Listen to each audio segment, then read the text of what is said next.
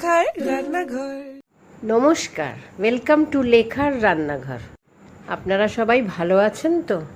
আজকে আমি একটা নতুন রেসিপি নিয়ে এসেছি, নাম হলো দই চিকেন।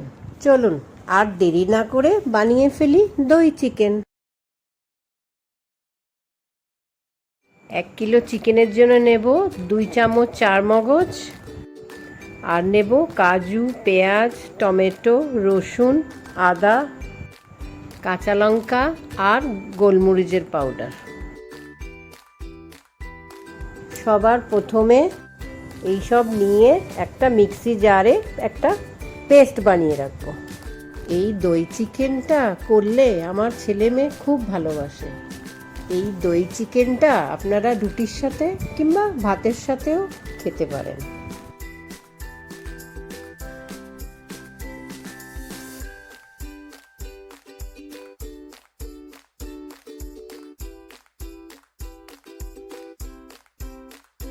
আমাদের পেস্টটা মিক্সিতে পিষে রেডি হয়ে গেছে।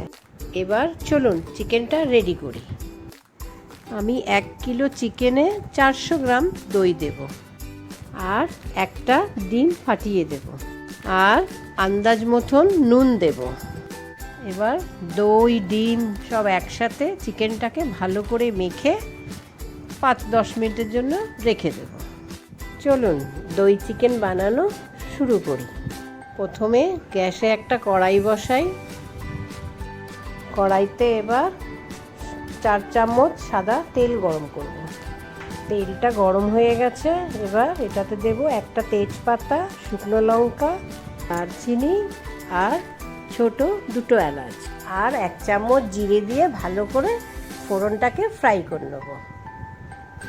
এবার মিক্সিতে যে পেস্টটা রেডি করেছিলাম সেটা ঢেলে দেব। ঢেলে ভালো করে ফ্রাই করব। ভালো করে মশলাটাকে ভেজে নেব যাতে কাঁচা গন্ধটা না থাকে।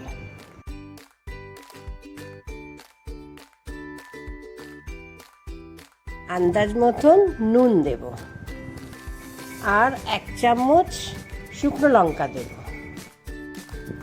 দই চিকেনে কাঁচা লঙ্কা পড়বে, কিন্তু আমি একটু কালারের জন্য লাল লঙ্কা গুঁড়ো দিয়েছি। আপনারা যদি লাল লঙ্কা না খান তাহলে কাঁচা লঙ্কা দিয়েই রান্নাটা করবেন।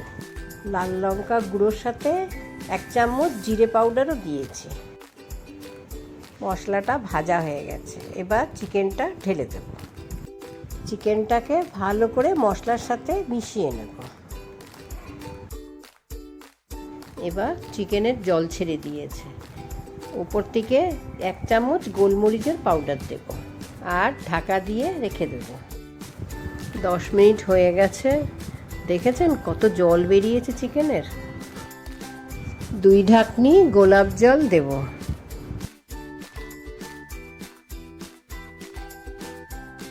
বাস, ঝটপট দই চিকেন রেডি।